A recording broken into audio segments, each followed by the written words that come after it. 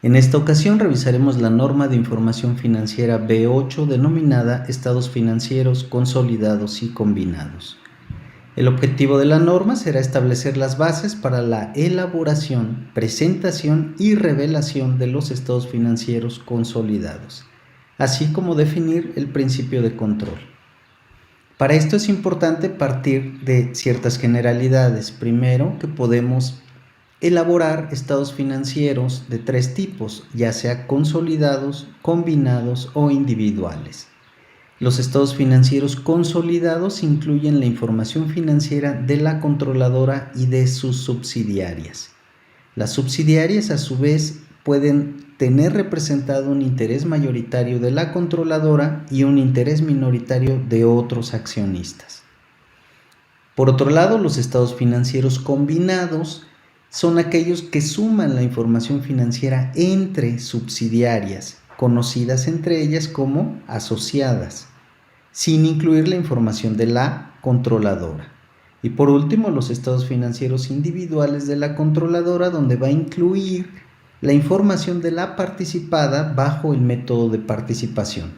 Esto es, de la subsidiaria, negocio conjunto o asociada en el porciento de participación que posea de ellas. Por ejemplo, si una subsidiaria tiene una utilidad de 1,000,000 de pesos y poseemos el 70%, bajo el método de participación sumaríamos 700,000 pesos a la inversión en acciones y eso se mostraría tanto en el balance general como valor de la inversión en acciones como en el estado de resultados integral.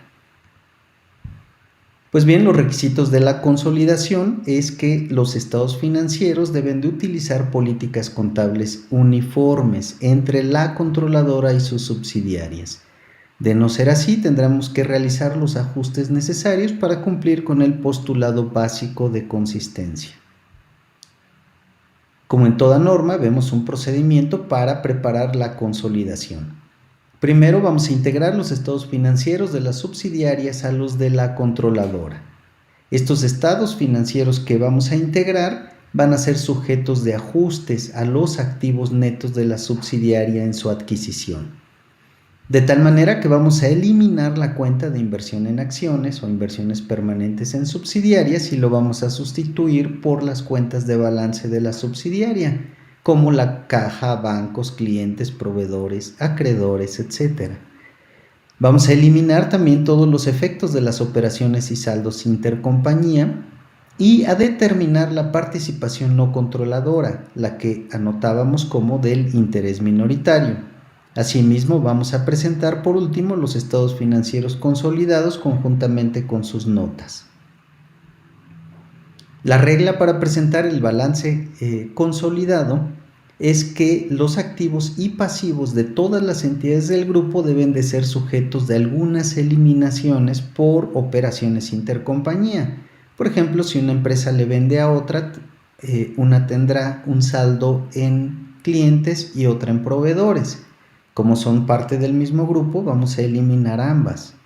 Entonces, el capital contable va a presentar por separado también el importe atribuible a la participación controladora y el que le corresponde a la participación no controladora, como en el ejemplo que señalé hace un momento.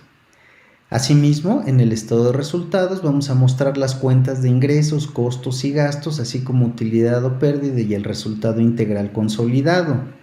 Entonces vamos a proceder a hacer algunas eliminaciones de los efectos de operaciones intercompañía.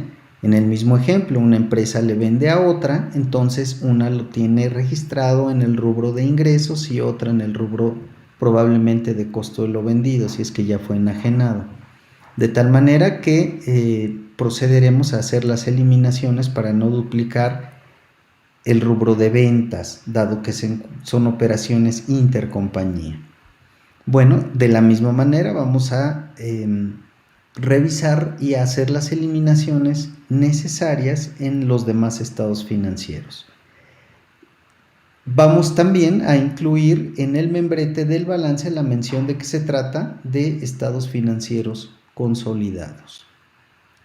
Asimismo, como una obligación de revelación, debemos señalar si se controla una participada, aun cuando se mantiene menos de la mitad de los derechos de voto o no se controla a la participada aun cuando mantiene más de la mitad de los derechos de voto.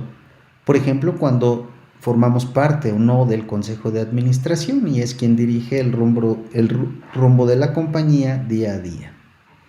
Asimismo, la controladora deberá revelar los nombres y porciento de participación de cada subsidiaria, su actividad económica y las fechas y periodos a que se refieren los estados financieros.